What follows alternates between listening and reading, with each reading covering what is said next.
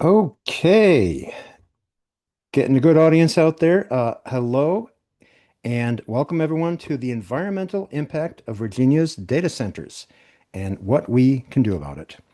I'm your host, Ken Sandler, and we have a top-notch panel of experts lined up to get you up to speed and engaged on all of these issues. So this webinar is sponsored by the Sierra Club Virginia's Great Falls Group. I want to give a shout out to Douglas Stewart, the chair of this group, who got this webinar rolling, and he is managing it behind the scenes. So thank you, Douglas.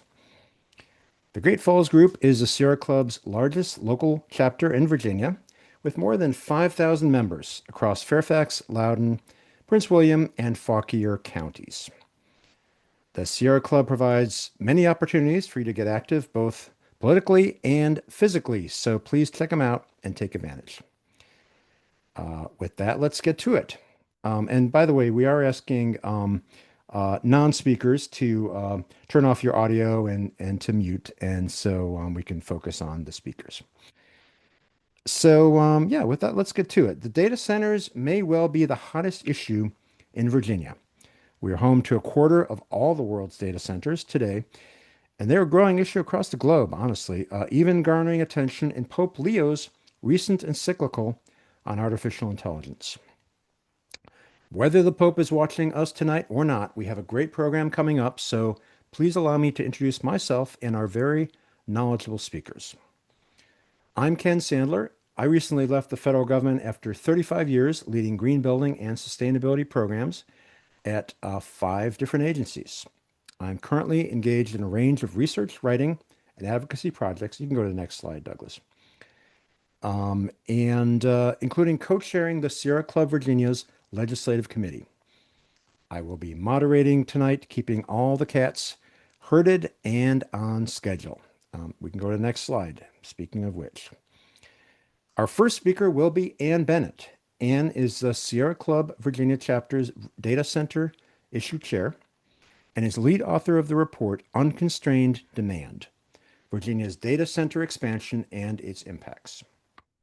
Ann brings to her position many years of service working on Capitol Hill on a range of environmental issues, including preserving public lands in Alaska and Virginia. Our second speaker is John Bangsund, Director of Science and Technology at the Better Data Center Project. John is an interdisciplinary research scientist who co-authored the report Diesel Generators at Data Centers: Status, Impacts, and Protective Practices. Don's experience across multiple labs and startups includes work on solar cells, pathogen detection, and emissions modeling. Next up, we will have Damian Pitt, who is an associate professor of urban and regional studies and planning at Virginia Commonwealth University's School of Government and Public Affairs and associate director of the VCU Institute for Sustainable Energy and Environment. He focuses on community-engaged and applied research to reduce greenhouse gas emissions.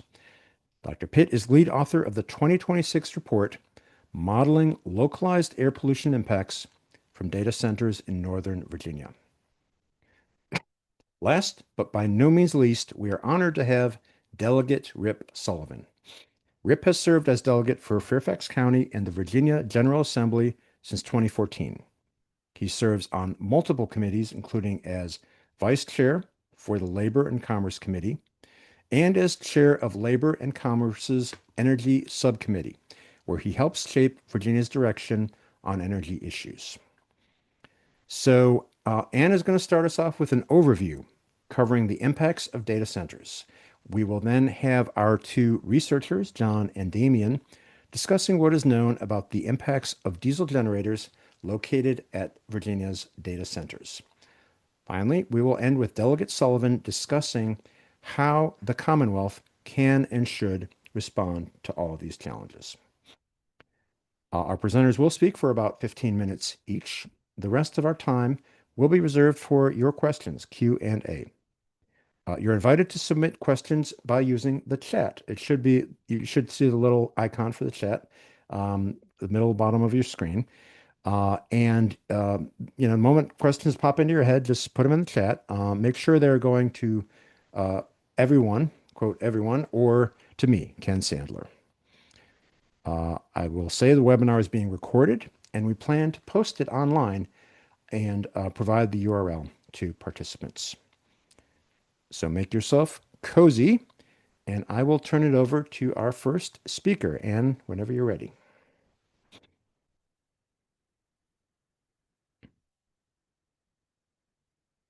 And make sure to unmute. There we go. Hi, everybody. It's a pleasure to be here with such a terrific panel. I've been tasked with doing an overview of the impacts. This is really a semester's worth of information in 15 minutes, so I'm going to talk fast. And obviously, always happy to answer any questions offline or later as well. So Virginia is a unique situation. We are the largest build out, and I think that's why there's so much interest in it. And of course, we are well ahead of the curve for other states such as Ohio and Texas, which seem to be trying to catch up to us, but I think they still have a ways to go. Here's just some pictures of what it looks like in Loudoun County. You get a sense of the landscape changing, and you see some great drone footage from PEC, the diesel generators. We'll look at that later. But this is what they have been looking like. And this is really what they are beginning to look like more and more. This is Equinox on Bowmead. And on the right gives you a sense of many of the industries and the very wide spectrum of interests, stakeholder interests in ensuring that the industry can grow and develop and expand. Why Virginia? Lots of reasons. We have the fiber here from the internet. We have had very good state policies and tax incentives. And so it was pretty logical that the build out would be in Virginia and maybe even at the scale. And that scale is really huge now. So this is we follow prospective data, both the existing data and projects that have been announced and maybe not improved. And this gives you a sense that there are almost 1,600 buildings in play. And those buildings are not your mother's data centers. These are sometimes up to 1 million square feet.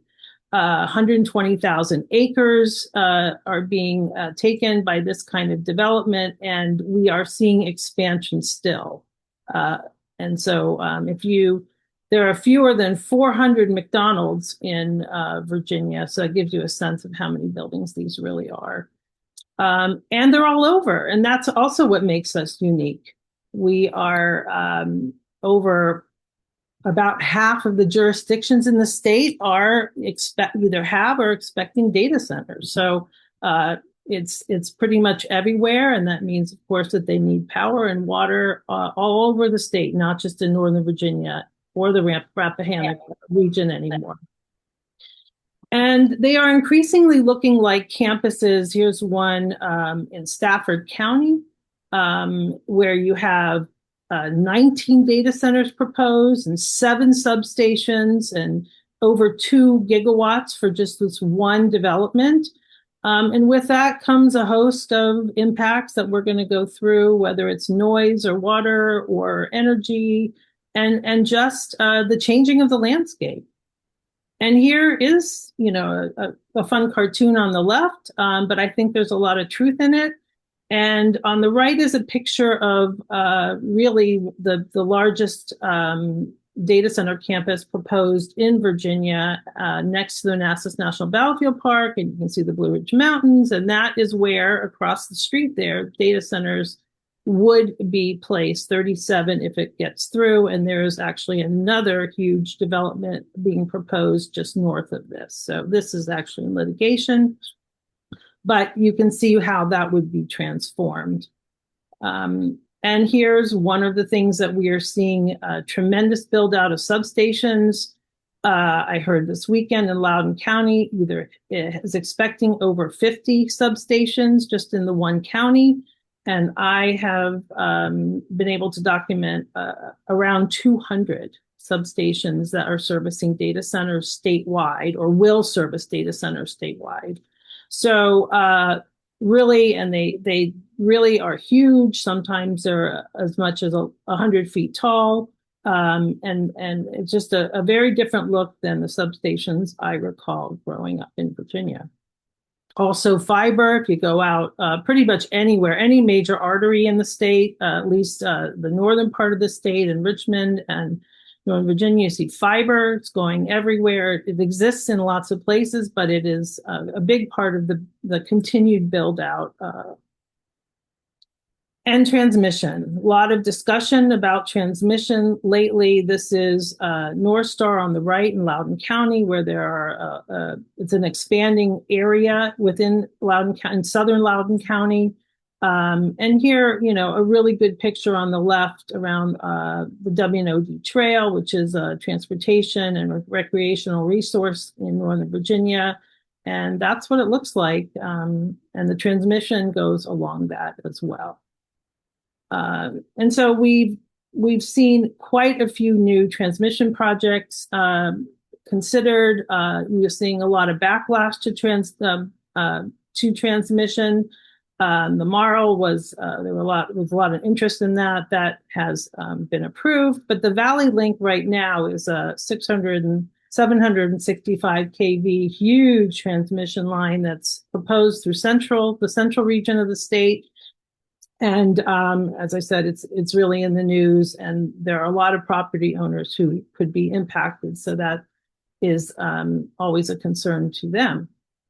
And energy. So data centers require some estimates as much as 10% energy to run sort of the artificial intelligence and cloud applications. That's much more than a basic Google search or other, watching Netflix or using our smartphones. I mean, this is just a new world that we are entering. And that's really why we've seen such enormous increases in demand in a short time. And that means that there's 2 new natural gas plants proposed, even just in Virginia and all over the country. We're seeing it. There are big projects adjacent to the Mountain Valley Pipeline. And of course, the talk of the SMRs, the small nuclear reactors, has gained, there are 2 pilots in the state, and there's much conversation about that as sort of the saving grace for power. Dominion now has contracts for 70 gigawatts of power. I'm sure the demand is actually much higher than that, but that's what they have documented in their queue.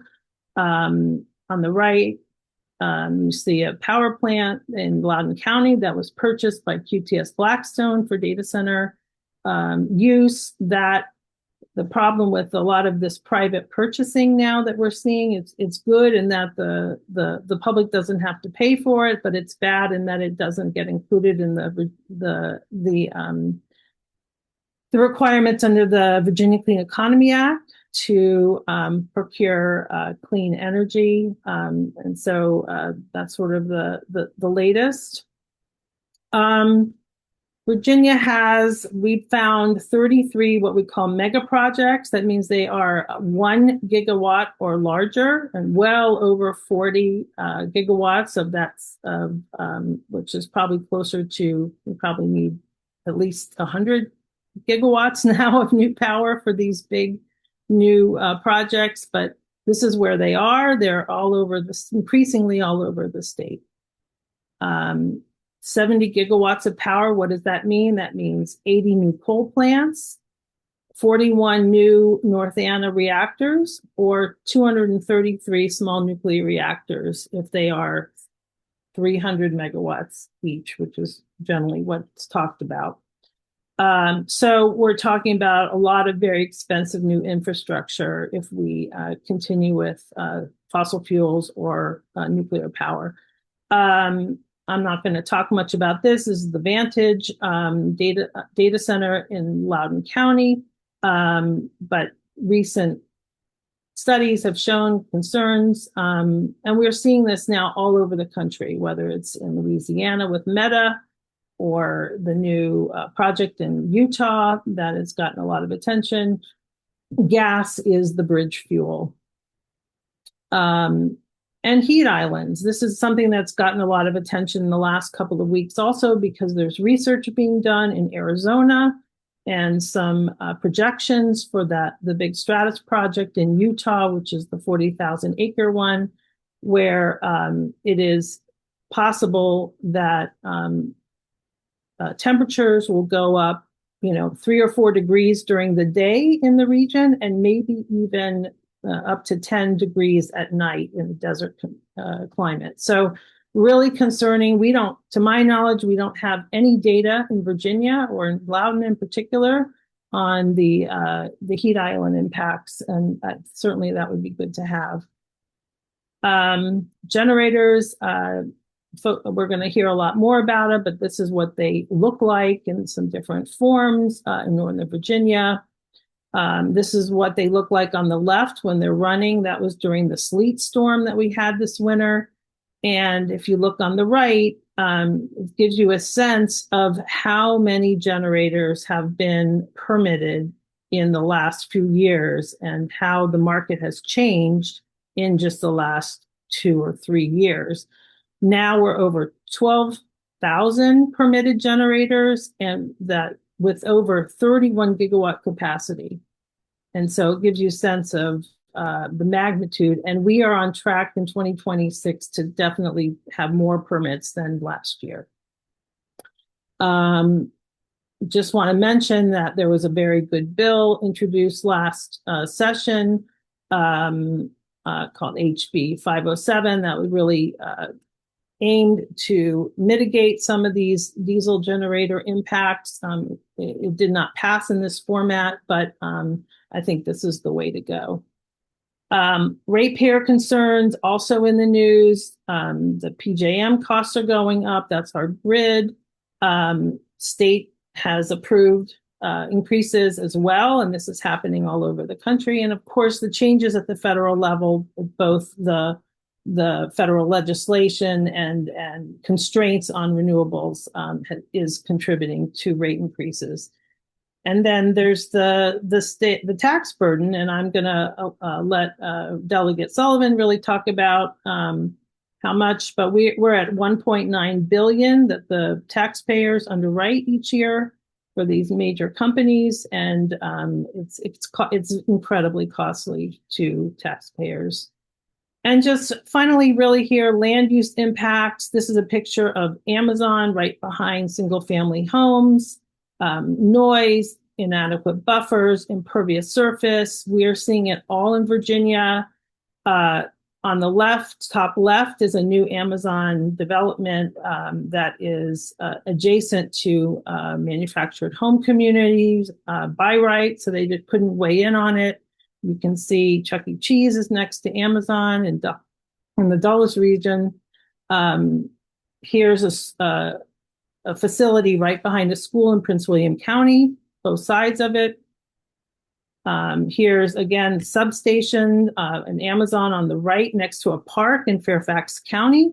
Again, by right development where there's no public input. It's just an allowed use. And you can see that the fencing, you just can't mitigate the aesthetic impacts and the noise in that way. Carbon emissions are up in Loudoun County. It's really our best test case. We actually don't have great data in the region, but we certainly need it. To my knowledge, we don't have updated data, but this is a growing issue, and we need to be mindful of it. Water use. We're moving from air cooling to water cooling. Google is one of the biggest water users everywhere it is, actually, and it has 2 big facilities in Loudoun County. We're seeing all those numbers go up.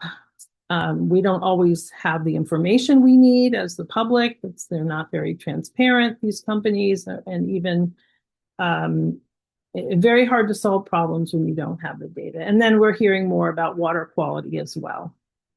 And that's really it. We can look at our report, and I'll turn it over to John. Thank you. Thank you very much, Anne. As you can see, there's a lot of issues with data centers. We're going to be focusing in the next two speakers on diesel generators in particular. But yeah, there's a lot to talk about. So I am going to turn it over to John. Okay, yeah, thank you for that introduction. Yeah, I'm John Bangsund. I work with the Better Data Center project. And yeah, today I'm going to give a deep dive or a quick overview, I guess, more so of diesel generators at data centers, how and why they're deployed, and what are some of the protective practices that we recommend in order to reduce the potential harm from this equipment. So, let's see if I can. Yeah, quick intro of the Better Data Center Project. We are a young nonprofit that provides pro bono technical support to communities that are facing data center development. This includes things like helping them understand the potential impacts of data centers coming in, understand permits, and provide testimony, and just get a handle on what the best route forward is to protect themselves from these facilities.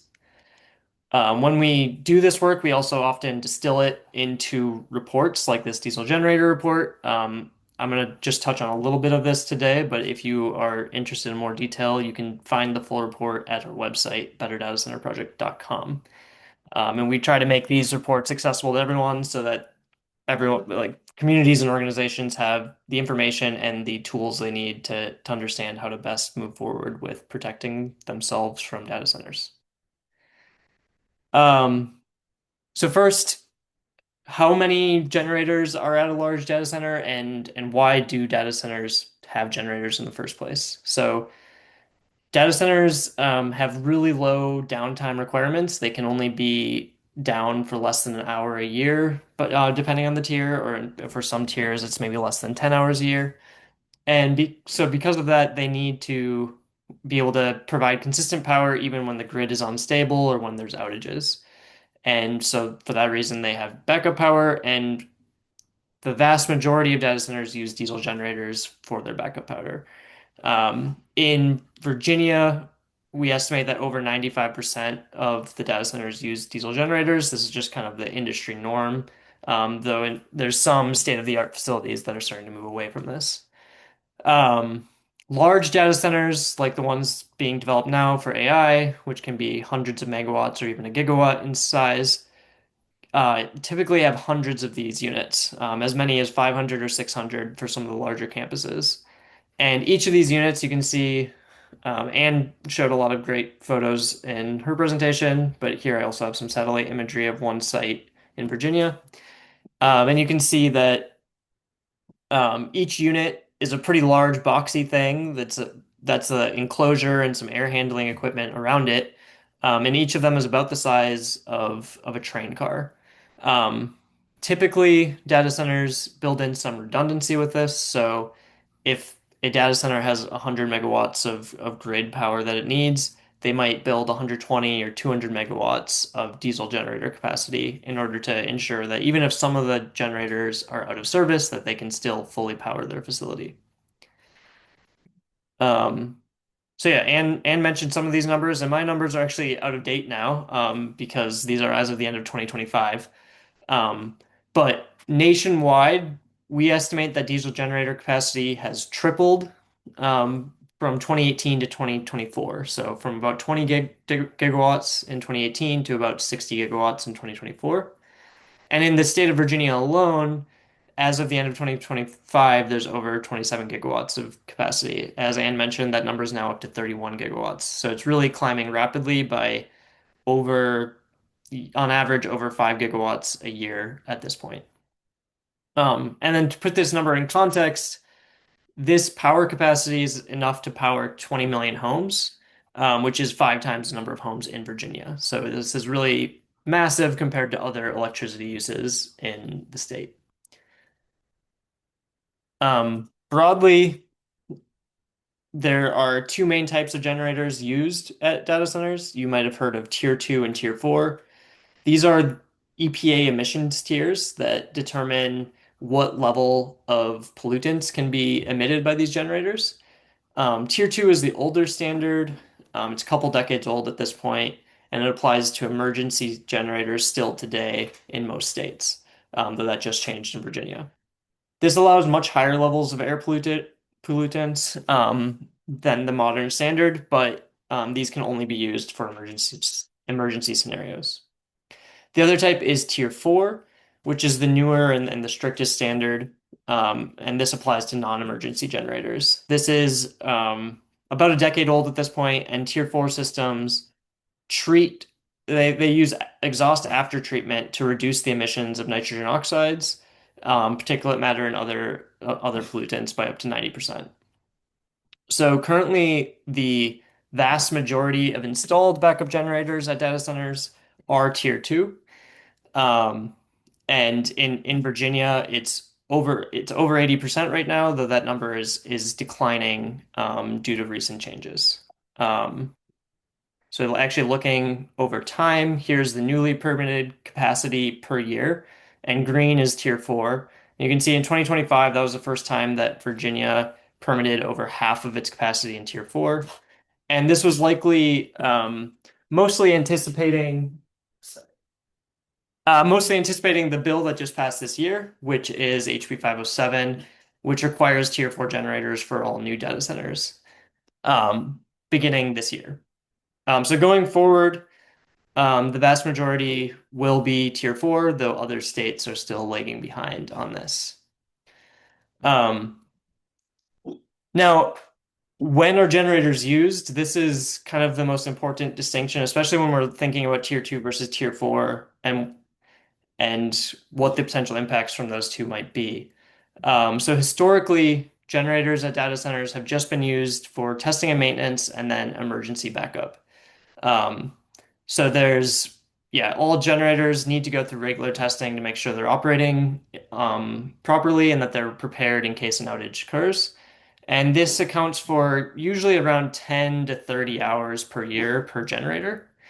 And then the other use is emergency backup, which is when there's an actual full grid outage. But this is relatively rare, and most data center operators in Virginia report around 0 to 2 per year. So usually just a couple hours per year, there's a true outage. So these are the cases where Tier 2 can be properly used. The other potential uses are for non-emergency cases. And this is where Tier 4 comes in. So now Tier 4 is much more permissive about when it can be used. And yeah, so they are allowed to be used for other cases, such as for demand response. That includes when say on a hot summer day when the grid is constrained by everyone running their AC. In that case, sometimes the grid will ask data centers to offset some of their power usage by turning on their generators and pulling off of the grid. This is where there's been a lot of policies, federally and at state levels, encouraging more things like demand response and load shedding using diesel generators. And this is where kind of the comparison between Tier 2 and Tier 4 becomes important, because while Tier 4 emits about 10 times less pollution per hour that it operates, they might operate going forward at 5, 10, or 20 times longer than the Tier 2 generators did. So the total emissions over the course of a year could end up being quite similar or even larger in some cases.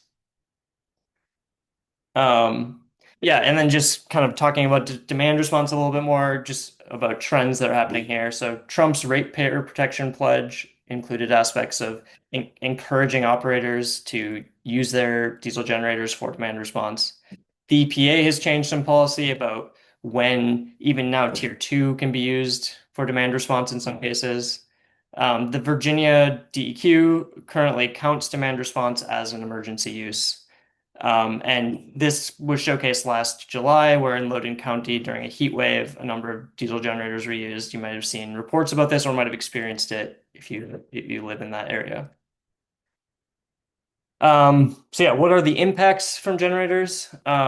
air pollution is really the biggest impact. And I'm just going to hardly touch on this because Professor Pitt will cover this in more detail next.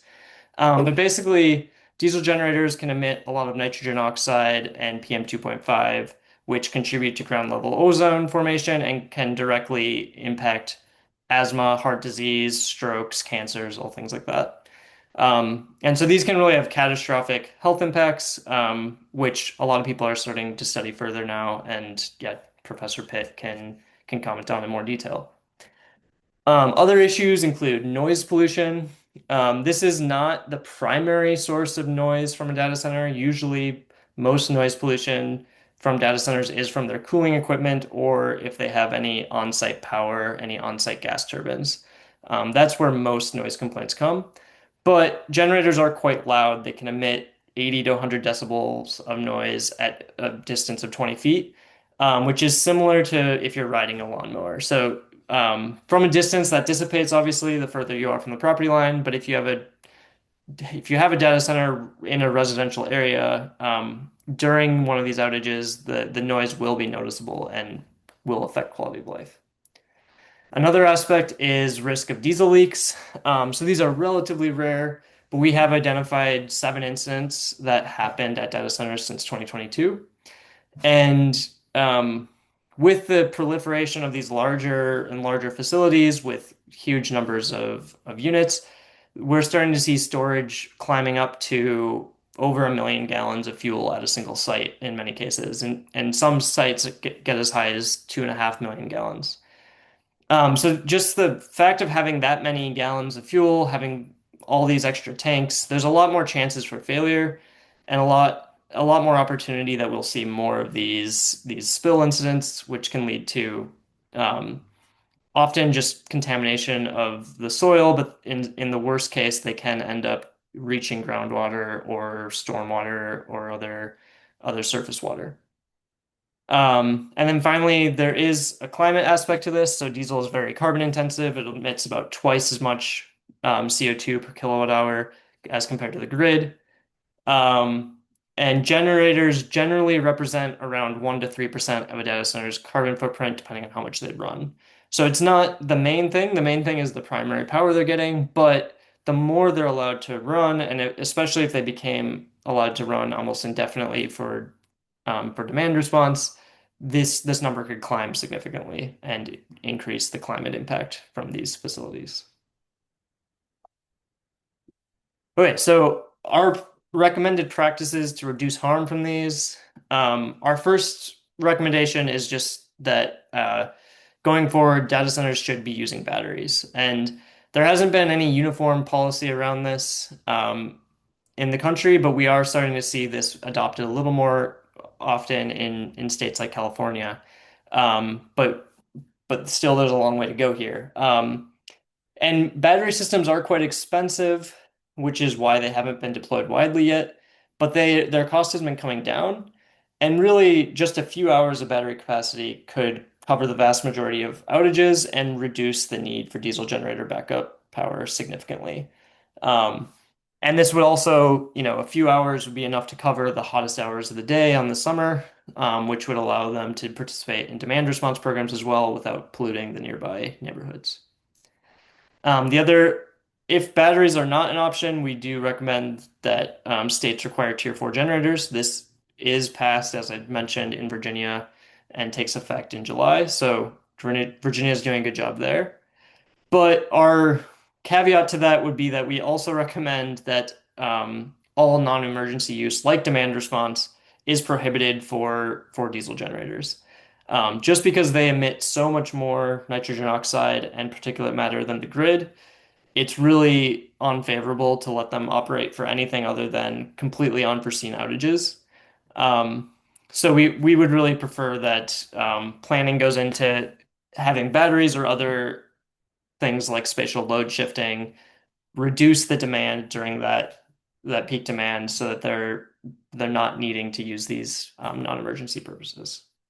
And then finally, we'd also like to see more monitoring and transparency. So conduct air quality and cumulative health impact assessments before the facilities are built, track emissions and noise during operation, and make that data publicly accessible. So with that, yeah, that I will cede my time, and then at the end, if anyone has questions, happy to dig in more. Great. Thank you, John.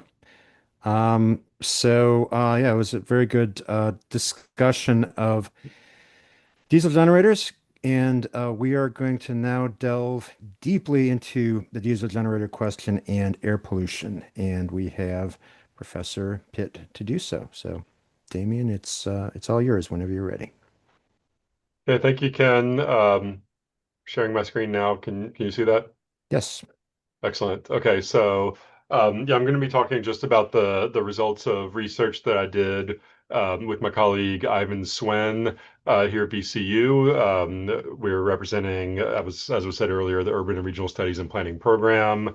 I'm also involved with our Institute for Sustainable Energy and Environment at BCU, which provided funding for this research. And I'll start with a caveat, which is that this really started out as a small narrowly focused study, with a limited amount of funding to focus in on this one particular, data set. And um, as I'll talk about later, there's some other ways of approaching this issue that have been raised by some of the more pro data center folks.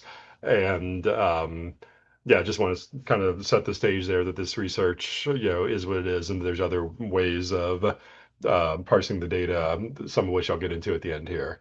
So in any case, we focused on the data centers in Northern Virginia, which we defined as Fairfax, Loudoun, Prince William counties, and the associated independent cities, including Manassas. In theory, you could say that our study area also includes Arlington County and Alexandria, but there are no data center facilities in those localities that have these air permits. So just among the localities that we looked at, those are home to 141 of the 173 data centers that have active air permits as of March 2026. And another caveat there is that you'll hear, you know, larger numbers used for the amount of data centers in Virginia, and that just speaks to the different ways in which data centers are defined and the different scales of facilities that one might consider a data center. In any server farm anywhere, in theory, is a data center, and not all of those have backup generators. Also, some of the facilities that are a lot of the facilities that are included in these 173 permits are facilities that you might say have multiple data centers within them. So if you see a number like that Virginia has 600 and something data centers, that's many of those are combined at the same are existing at the same location and functioning under one active air permit. So in any case, we had the data. What we're showing is the 138 facilities with DEQ air permits as of 2025, June 2025. But as of a more recently pulled the data, there's now a few more of those facilities. And what we also have is the quote unquote actual, I should say, reported emissions provided by Virginia Department of Environmental Quality from 2015 through 2024, although our analysis is only through 2023. So in any case, we took for both the reported emissions in 2023 and the potential emissions as of the June 2025 permits and estimated the dispersion of the emissions from those facilities within a 1 mile radius, and then converted that estimated dispersion into concentrations of exposure at the census block group level. And the key frame of reference that we used in our report is to compare the levels of emissions exposure one would get from living near these clusters of data centers towards that which you would experience from living near other types of facilities in the region that are also known sources of air pollution. So it's kind of a public-facing study that's intended to provide a frame of reference for what those exposure levels are, again, compared to other facilities. And then the final thing that we did, I'll mention, is looked at how those levels of a correlation of emissions exposure correlate to different socioeconomic factors. So, if you're living in one of these localities in our Northern Virginia study area, to what degree does higher levels of emissions exposure correlate to different, potentially higher, more concerning socioeconomic factors? So I'll show those results at the end. Just the big picture overview is that if you track the emissions, and these are the actual emissions reported by the data centers 2DQ from 2015 through 2023 in the charts here, you can see a steady increase of carbon monoxide, nitrous oxides in figure 1 on the left. Figure 2 on the right is showing PM, particulate matter, PM10, and PM2.5, which are all, you know, different versions of essentially the same thing, right? Measured in different ways. And the science gets very complicated and above my head pretty quickly about how you parse out the totals of PM versus the totals of PM 2.5, et cetera. We, in our research that I'll present later, focus on PM 2.5, which is the most concerning, form of particulate matter. It's the smallest, particles that can have the greatest effect on human health. To just kind of lay out the scale, I mentioned that there's 138 permitted data center facilities as of when we pulled down this data in 2025. In total, they had 7,338 generators with a total power capacity of 18.45 gigawatts. So that's 18,450 some megawatts. And to just put that in perspective, I think this is really illuminating to describe it in this way, that 18.45 gigawatts of power capacity at those from those 7,338 generators at those data center facilities is equal to, in fact, slightly above the total power generation capacity of all Dominion Energy power stations in Virginia.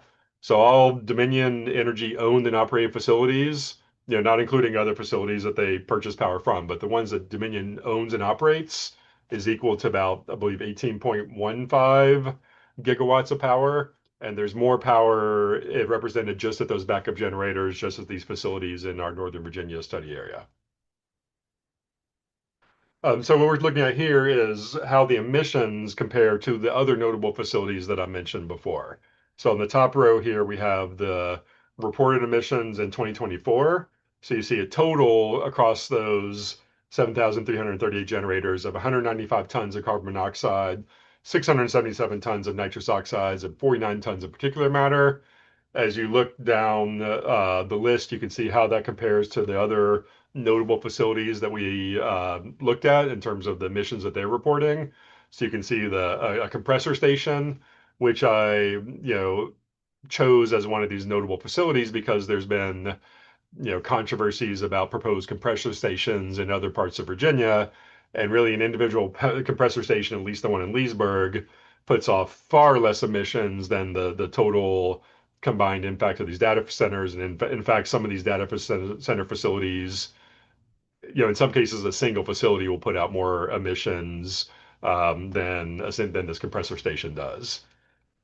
I'm also comparing to the Dominion Powson Point Power Station, which I'll elaborate on further. That's been the big takeaway that's gotten a lot of attention from our study, which is that the combined effect of the data centers is, at least in the case of carbon monoxide and nitrous oxides, greater than that from the Dominion Powson Point Power Station.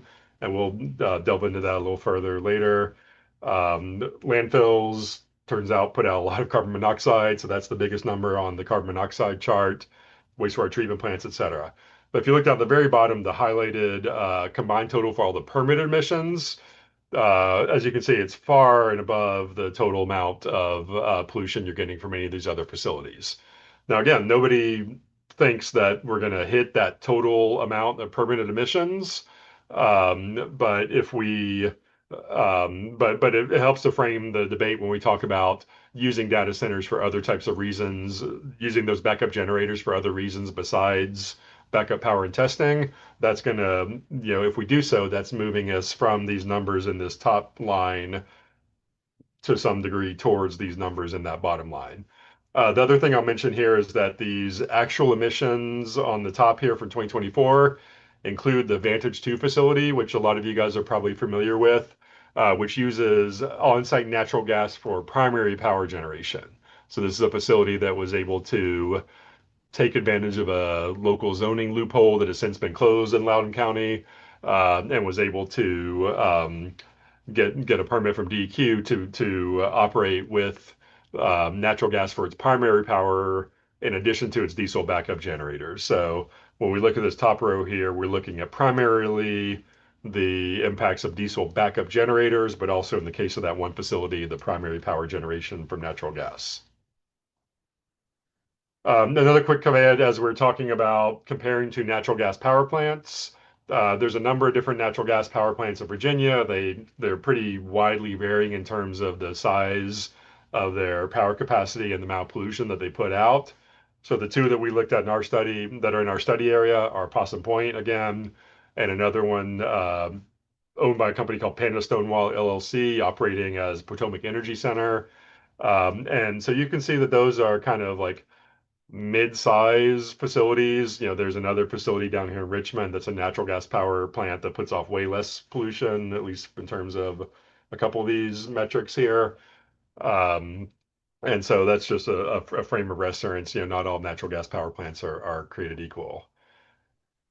Another thing we looked at is this notion of, because again, there's a lot of attention paid to the permitted totals, and then there's a lot of response from the data center operators and their advocates that say, well, we only put out 5% of the permitted emissions. So part of what we're showing in our study, as you'll see in a minute, is that 5% can still be a lot of emissions, right? And when we're talking about the massive amounts of generators and the extremely high amount of total permitted pollution that they're allowed to emit. But what we've also actually found is that it's actually more like 6 to 10%. If you look at just looking at 2023, the reported data center emissions relative to the permitted totals for those same facilities that are operating in 2023, we find that percentage is not 5, it's actually more like 6 to 10%, depending on the pollutant that we're talking about. But in the case of some specific facilities, it's actually much, much higher, right? This one at the top here is a major outlier. But we see a couple other examples here where they're using around 40 to 50% of they're emitting around 40 to 50% of the total permitted emissions. And there's quite a number of others that are above that average of 6 to 10 that we're talking about. Okay, so moving on to our real core findings here. What we did is we took the reported emissions and then separately the permitted emissions from each facility. Each facility would be a dot on this map on the right. And my colleague Ivan did the real technical analysis here to estimate the diffusion using a Gaussian method, which he would be able to explain that what that means. But to estimate the diffusion of those emissions across a 1 mile radius, right? So I was mentioning earlier how there are with more funding, there's other ways of doing this that would take into account prevailing wind patterns and things of that nature to get a potentially more accurate result. But those more advanced methods have their own limitations.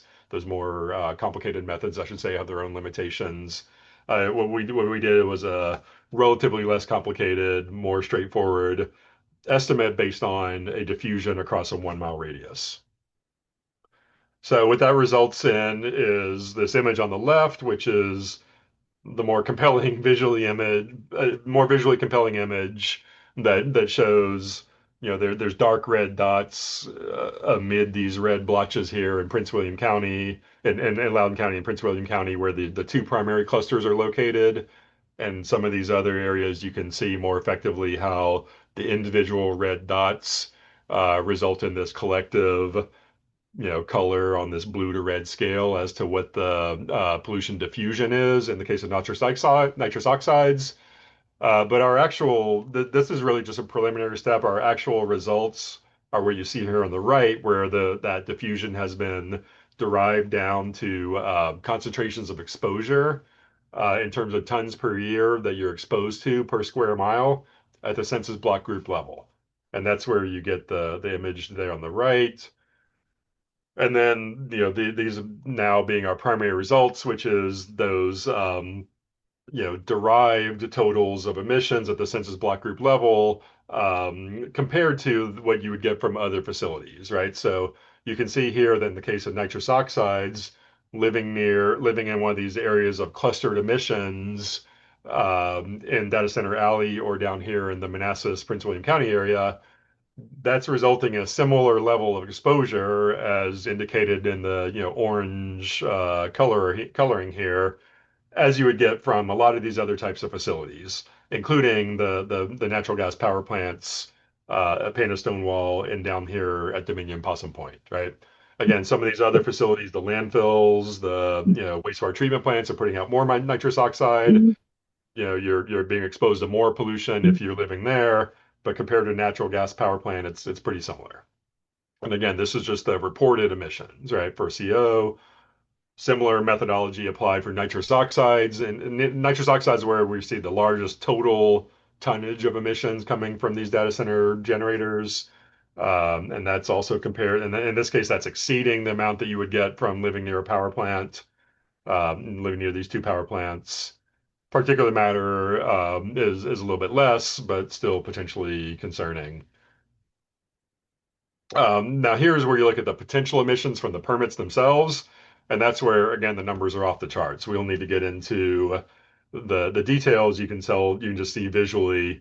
We're not comparing other facilities here, but it is on the same scale. So if you look at particulate matter here or nitrous oxides here, and then scroll down to these permanent emissions, you can see on the same scale how massive that would be in this hypothetical scenario where all these facilities are emitting at their permitted levels. Again, we don't anticipate this happening, but the point is, as you start using data center generators more for other types of reasons, as John was discussing earlier, you're moving in this direction towards these much larger amounts of pollution exposure. So again, the overall observations there are is that the concentrations from the actual operations are often higher than those from a compressor station, and even higher in some cases than those from a natural gas power plants, particularly for NOx. The permitted exposure totals would be just like off the charts. Another thing we did was then look at how do these levels of concentrations correlate to, or these levels of exposure, I should say, correlate to socioeconomic factors. And so what we found is that, the detailed findings are in these tables here, but the big takeaway in the text above is that there's a statistically significant correlation with lower socioeconomic status as measured by income, education, or home ownership, in the sense that the higher, relative at the census block group level, relative to all the census block groups in the entire within each respective county, the block groups that have higher levels of exposure for either actual reported emissions or potential permitted emissions, those higher levels of exposure correlate to lower incomes, lower educational attainment, and lower home ownership percentage. And They do not sorry, we're over time, but so if you could wrap up. Okay, yeah, I'm almost done. They do not correlate with race defined strictly as non-white percentage, but I think if we parse that a little more, we might find some correlations there as well. We also partnered with the Sierra Club national office, the University of Washington, to do some other forms of analysis that were focused on the resulting concentrations as measured in micrograms per cubic meter, which is a common public health air quality metric, and some additional analysis about the potential public health outcomes therein. So hopefully you've all seen that Washington Post article from last Wednesday. And my conclusions are all things that other folks have already said. So thank you for letting me participate in this event. Thank you so much, Damian. That's great. A lot to absorb. So we've heard about a lot of issues, a lot of challenges, maybe some opportunities to improve. So I wanted to end the webinar with a solution provider. Our delegate, Rip Sullivan, who has been very involved in really a leader on energy and environmental issues in the General Assembly. And Rip, take it away, please. Thank you, Ken, and John and Damian. Just terrific presentations, full of alarming data, right? And you are exactly right. I think it is fair to say the number one issue for this last session, excuse me, was data centers. It's the number one issue in Virginia right now. Kind of hard to say because it's 1A, 1B, 1C. When you start talking about housing and healthcare, I mean, there are a lot of issues we face. There's no question that data centers is up there. I can't give this group an exact number, but there were dozens of bills put in this session um, relating in one way or another to data centers. I put in several, and Sarah, I'm sorry your husband isn't here, but you can tell him that he could have heard from one politician who hasn't been bought off by the data center industry. I spent a great deal of my time in the last session holed up in my office with the data center industry, trying to, as Ken say, uh, be a problem solver. My approach to this, I was not involved. Other members were in sort of the overarching discussion about, well, should we have data centers at all? Should we close the state to data centers? And those are all live issues. But I came at it from a somewhat different perspective, which is, okay, we've got a bunch of data centers here that are already existing. We've got a bunch in the pipeline, and we know that there are a lot more that still want to come. What can we do as a legislative body? What can we do as a Commonwealth to say that the data center industry, look, you're here, you are having enormous impacts on uh, our communities, and on our grid. Um, you need to be part of the solution rather than problem after presenting problem after problem after problem. You need to put some skin in the game and become, frankly, good corporate citizens. And so I put in some legislation. The most far-reaching one is known as HB 897. And was the second time I put it in last year. Didn't make much progress. But what 897 would do in broad terms, I'm happy to get into the details if anyone's interested in questioning me about it. It would say to the data centers, look, you want to come to Virginia and you want this tax exemption, big issue. This tax exemption. You want to avail yourselves of this tax exemption. Okay, what are you going to do for us? What we want you to do, what this bill would require them to do, is do sort of a number of different things. The first would be um, you need to run your operations as efficiently as possible. That is, use yourselves as the numbers that Damian and John were putting up in terms of the power these things require, enormous amounts of power. Whatever you need to use as little as technologically possible. You need to be as energy efficient as possible. And we're going to hold you to some standards on that, which are spelled out in the bill. You also need to use increasingly clean power or find ways to help us provide you with increasingly clean power. Uh, I think most people on this phone call know about the Virginia Clean Economy Act. I think Ann highlighted it in her presentation, which requires us to get to 100% clean power by mid-century. Uh, it's not hard to see that the sort of the last 5, 6 years of the explosion of the data center industry in Virginia is making the attainment of that goal harder than it was, or harder than it looked 6 years ago. So you have to be part of that solution. You have to be using increasingly clean power, just as our utilities themselves need to be producing the energy in increasingly clean ways. And then finally, um, and we've spent a lot of time talking about these backup generators. Uh, the bill addresses that issue, and it essentially says you need to wean yourselves off these generators. They are dangerous to our communities. They are annoying to our communities. They are the worst form of creating power from frankly, from an economic and of course from a health and a climate perspective. So you need to wean yourself off of these generators. The bill proceeded. It actually got out of the House and went over to the Senate where it did not get through. But in an interesting twist, the House included 897 in its budget. And when the Senate committee that killed 897, when it killed it, um, several of the members, including Senator Lucas, described it as a bill that just might find its way into the budget. So, just to switch gears a little bit, everyone on this call, I'm sure, is aware of sort of the challenge we're having getting a budget finished in Virginia. The principles that are spelled out in 897, I believe, can and should be part of the solution, whatever solution our budget conferees come to.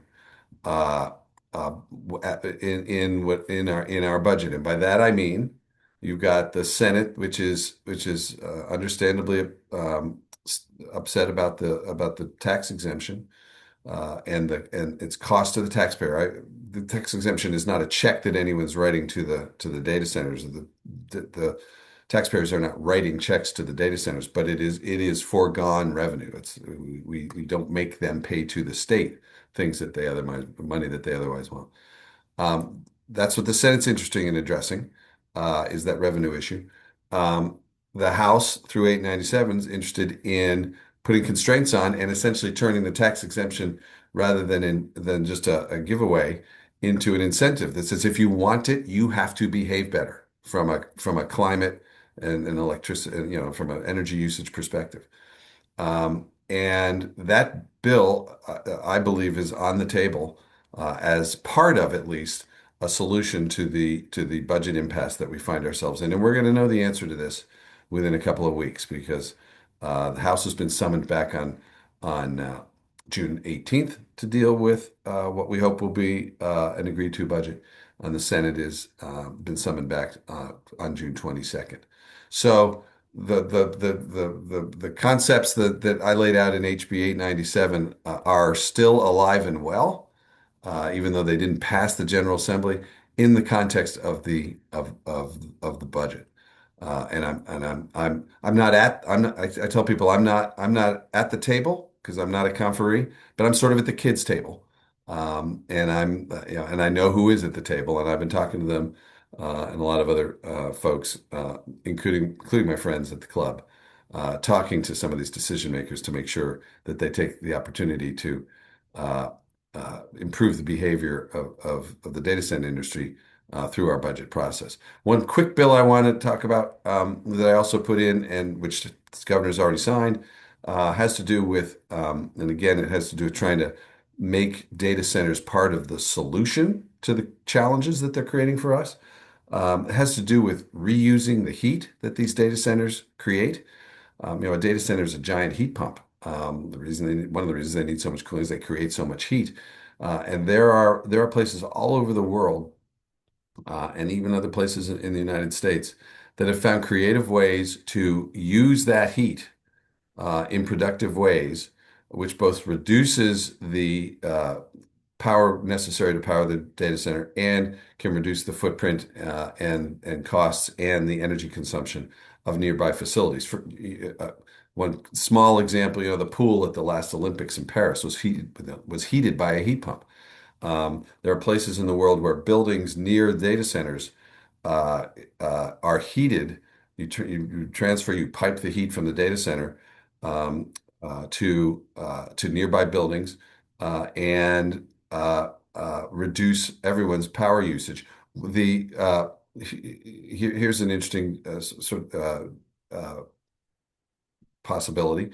You may have heard that Eli Lilly is building a pharmaceutical manufacturing facility down in Goochland. Well, it turns out there's going to be a data center plan, or at least there's a data center plan very nearby. I think maybe even across the street. You could take the heat from that data center, use that over at the Eli Lilly power plant, reducing Eli Lilly's footprint, its power requirements, and reducing the power requirements from the data center. In some contexts, it's called district heating, and I've sat on panels where some of the panelists have said, frankly, the technology for this is easy. It's the policy that we need to get in place. And a data center company would tell you, well, yeah, we can do that. We know how to do that. But we're not going to do it unless someone at least asks us to, or more likely if someone either incentivizes it or makes us do it. And I'm not suggesting that this would work in every place we're going to put a data center or someone wants to put a data center. But we certainly ought to be looking for every opportunity we can to talk about siting data centers uh, in productive ways near other places that can use the heat. Um, you know, one other thing as I talk about data centers, we did pass a couple of bills that I was involved in. I'm very excited about. I know that John was talking a little bit about demand response. It used to be an article of faith, I think perpetuated by the data center industry, that a data center had to run 24/7, 365. We cannot lose power. We cannot reduce our power usage. Well, it turns out that's just not the case. New technology, some of it, of course, I suppose, appropriately, developed by AI. So it's these AI factories developing new approaches. Well, we have found both through spatial transfer, as John was talking about, and through other candidly, sort of high tech that's above my pay grade. A data center can reduce it when necessary its load demand, and at the kind of numbers that we've all been looking at tonight, when you reduce it by small amounts of power, you are saving megawatts and megawatts, and in some cases gigawatts of power. So a couple of bills passed this year requiring the SEC to look at this and requiring Dominion and APCO to start developing programs requiring that would require data centers to reduce their power demands in appropriate times. There's been lots of studies of this. This is not futuristic technology. This exists, and we need to find a way to make data centers in our grid take a look at it. I assume everyone on this call knows, the grid's designed for the the 2 or 3 worst days of the year. Those are the days we have to be worried about. So the kind of demand response and flexibility we're talking about wouldn't be required all year long, but just would be required in those certain instances where demand on the grid was creating issues. The fuel cells, I want to talk a little bit about the diesel generators. Again, as I said, just absolutely the worst way to do it. The question becomes, what do we replace them with? Certainly, we've got to make sure we move to tier 4, and I'd like to see data centers retrofitting the tier 2s that John said we noted that we still have so many of. And then there's an interesting question as to what do they replace it with? And that implicates all sorts of other questions about what kind of power could they maybe put behind the meter, and should they be tied to the grid so that they could become, they could actually feed power onto the grid. And then there is technology out there that is much less dirty, both in terms of carbon and NOx. Fuel cells and linear generators that can and should be powering. They are cleaner and they are quieter and they take up less space. So, Ken, I'm eyeing the clock. As you probably could guess, I could go on for a long, long time, but I think it might be more interesting to our viewers if we take some questions. Well, that's great. Thank you very much, Rip. And we have a ton of questions. We had some submitted in advance. We got a bunch as well. You can submit questions on chat or Q&A. So there were a couple questions about kind of the county and local level. Are counties and localities incorporating data center impacts in their climate plans, for example? And also the kind of, in terms of planning, what should planning people be most focused on when it comes to siting data centers? So I don't know, Anne or anyone else, if you want to. Well, I mean, I'll just jump in, Ken, if you don't mind. I spend inordinate amounts of my time during session dealing with siting issues, whether we're talking about data centers or solar or storage. And we do need counties to become better actors in this regard. One of the things um, uh, we're trying to do is develop some model ordinances when it comes to citing all things having to do with power. Uh, Obviously, the jurisdictions in Northern Virginia are pretty sophisticated about these things, but there are jurisdictions in Virginia that have three employees. It's not a knocking on those employees. It's just that they've never had to cite a data center, or they've never had to cite a solar facility. And so we're trying to give some help from Richmond, not about what they must do, but at least how they can think through these issues and provide them some backup. I note a question about storage. Another bill that I passed this year actually is going to make Virginia, I think, the leader in the country in terms of developing energy storage. And you can, to answer that person's question, I guess this is Sarah again. You charge those batteries during the day, when demand is low, and cheaper, by the way, and then you store that energy and use it when demand peaks, when people get home from work, and that's when they come home and turn on their air conditioners. Um, and so that's how batteries would get charged. And they not only save ratepayers money that way, but they are an important aspect of enhancing the reliability of the grid. And we could put these batteries behind the meter on site at these data centers. They could use them as both their backup, and then in a much more complicated arrangement that's going to be interesting to see how Dominion and its new friend NextEra react to, how much of that could be tied into the grid and used for demand response for the grid. Yep, huge issue. Anyone else want to comment on kind of just the role of counties and how and locals and how people can push their local officials to better regulate data centers and plan? Well, yeah, I would just say, localities do have the land use authority um, to regulate data centers, but they have to do so proactively.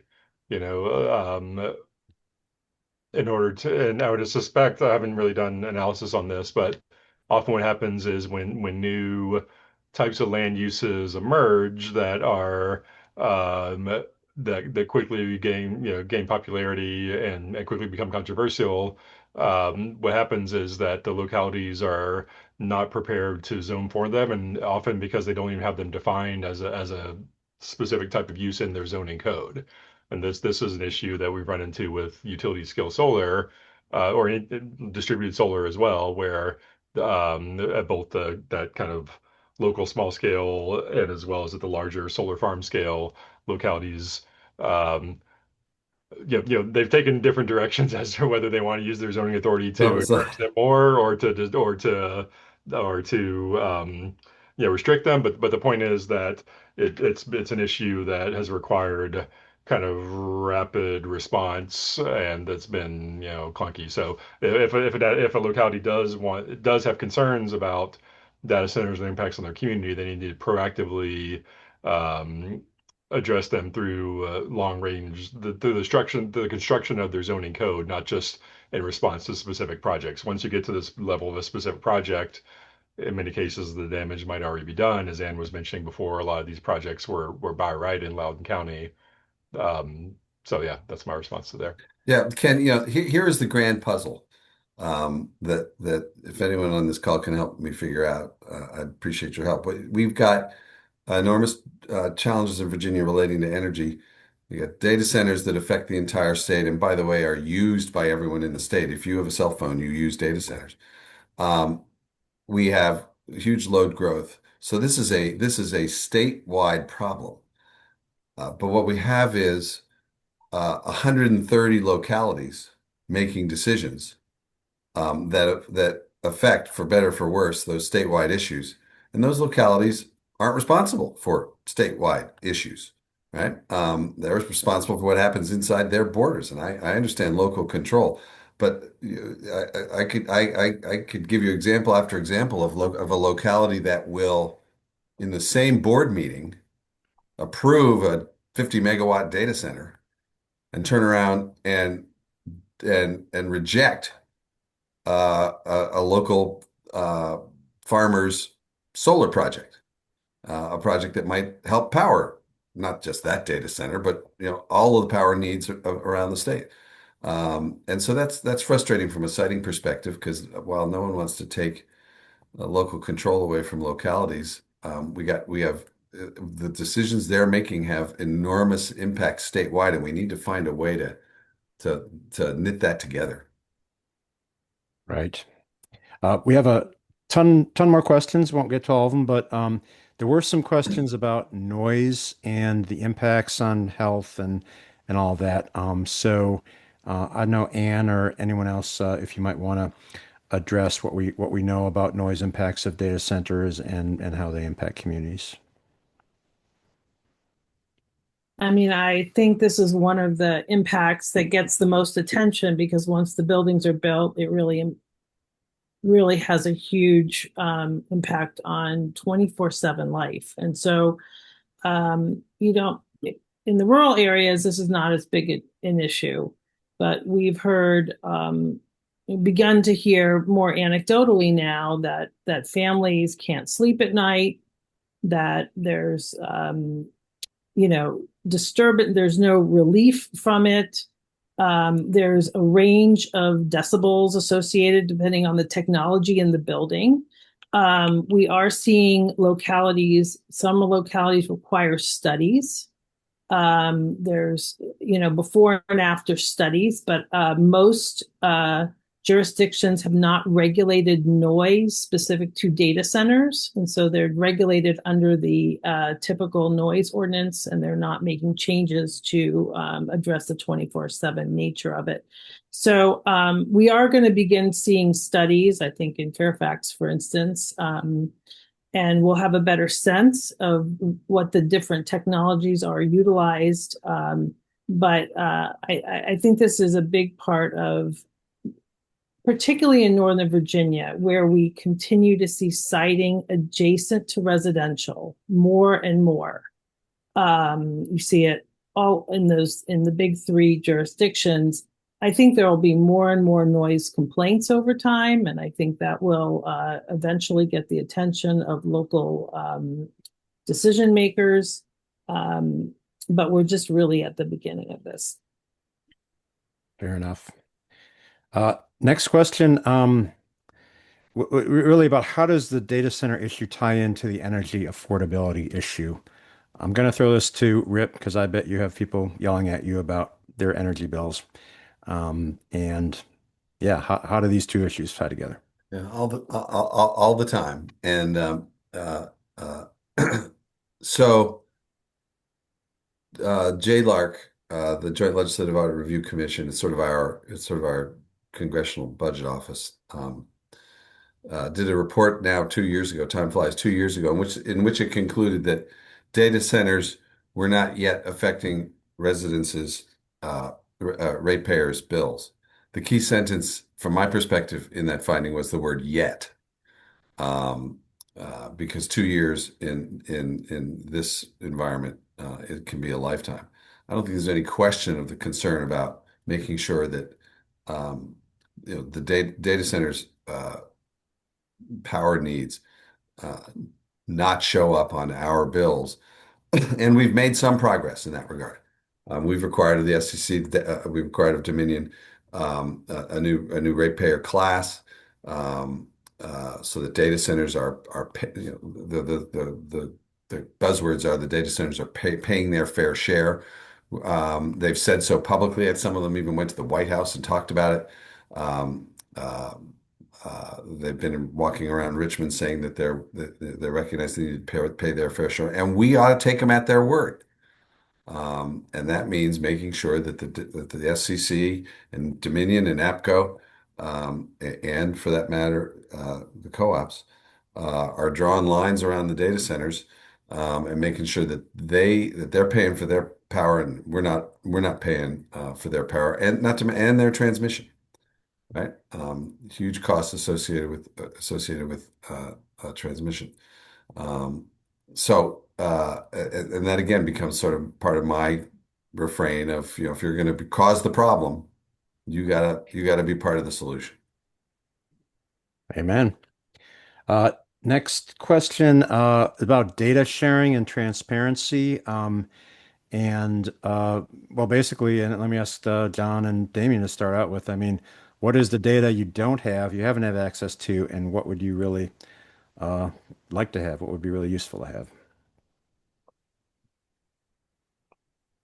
Yeah, I think that there's the DQ is starting a process to do some emissions monitoring, and we there are already various types of emissions monitoring stations that in some cases are near data centers, right? So the ideal yeah, what we'd love to be able to do is to not just model the projected emissions, but try to actually isolate the actual emissions that result from the use of these backup generators.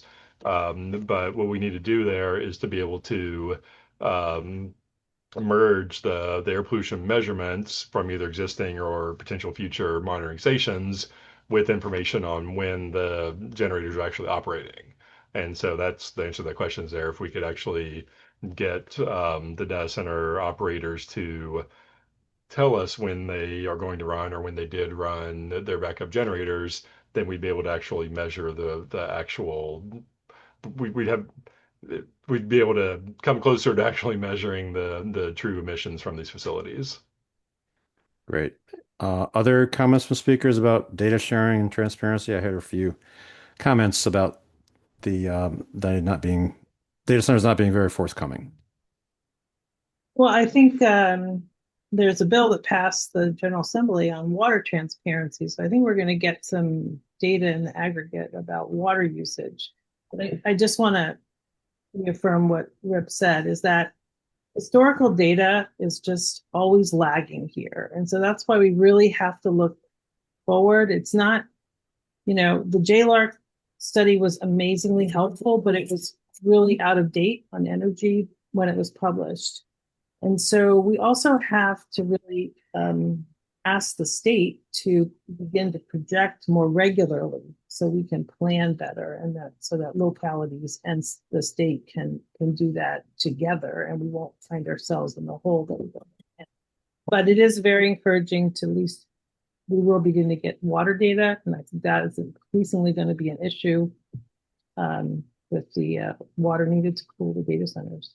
Yeah, like Ken, let me just say, I kind of equate word transparency with honesty. Honesty might be the wrong word, but I saw a question there about Europe. I sometimes I'll sit in these rooms with these data center people, and I'll say, we need you to, you know, comply to the following standards. They'll say, oh, we just can't do that.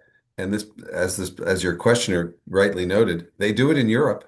Why can't you do it here? What's the difference? So, we need to call them at this stuff. And so the answer to that questioner's answer is yes. That's exactly what my bill does. It says, you can do this. You may not want to do it, but you can, and we're going to make you do it because we know you know how to do it. Great. Uh, Next question, and this one I haven't heard before, but so as data centers age and the generators age, do the impacts increase or decrease? Do we even know, Damian or John? But it depends what you mean by age. One of the things that is a concern out there is there is some concern about overbuilding. Because for two reasons. One, there's all these numbers about the potential demand out there. You got to keep in mind that some of these data sets, some of these companies have applications, two, three, four applications in around the country. Sometimes that gets double counted.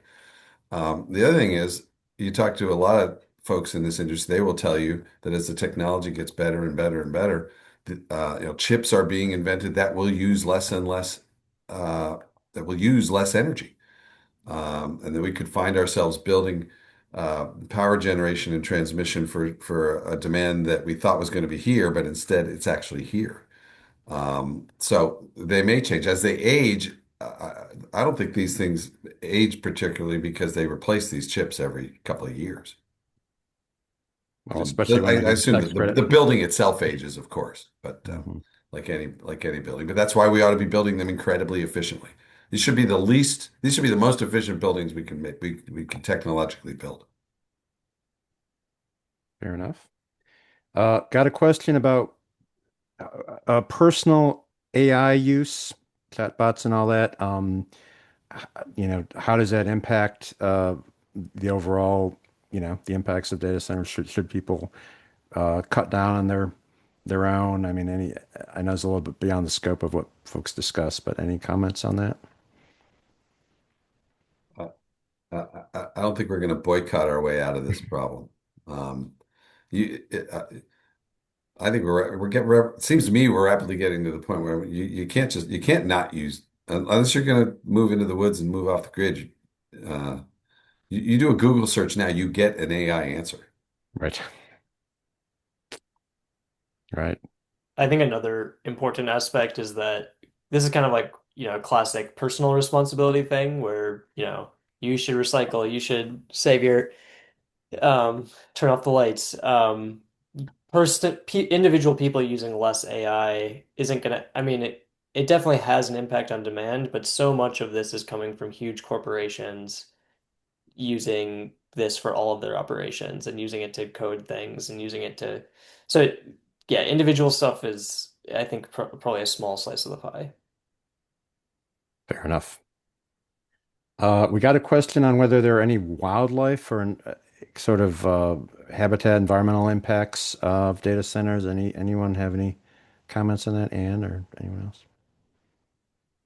Well, I mean, we're losing a ton of acreage to data center development, and we're losing a ton of tree loss.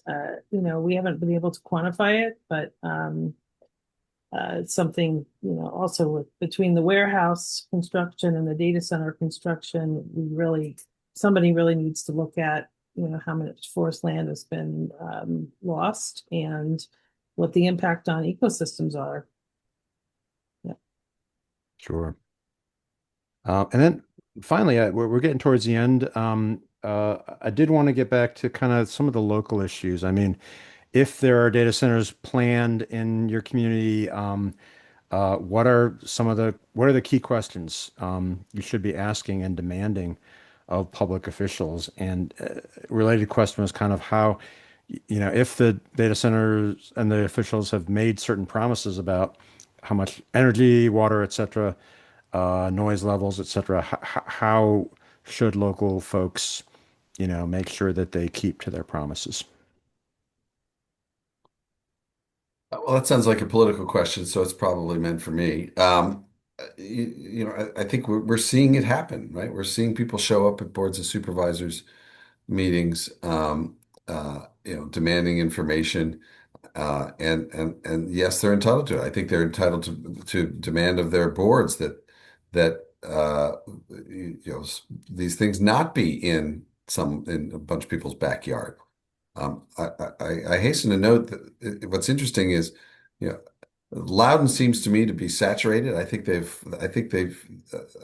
can't speak for that board of supervisors, but it looks to me like they feel like they've probably done enough. GW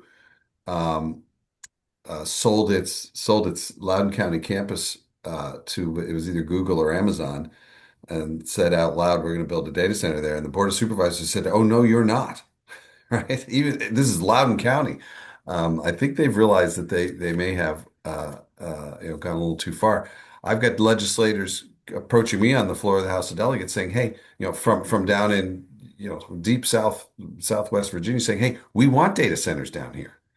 And so citing issues down in that neck of the woods are gonna be a little different. But I think the answer to that question is people should are surely within their rights to be asking of both the data center applicant and the board that's looking at the application, what effects is going to have on my ability to sleep at night? How loud is it going to be? How many generators are going to have in there? All that stuff. Well, that is precisely the note I wanted to end on. Thank you, sir.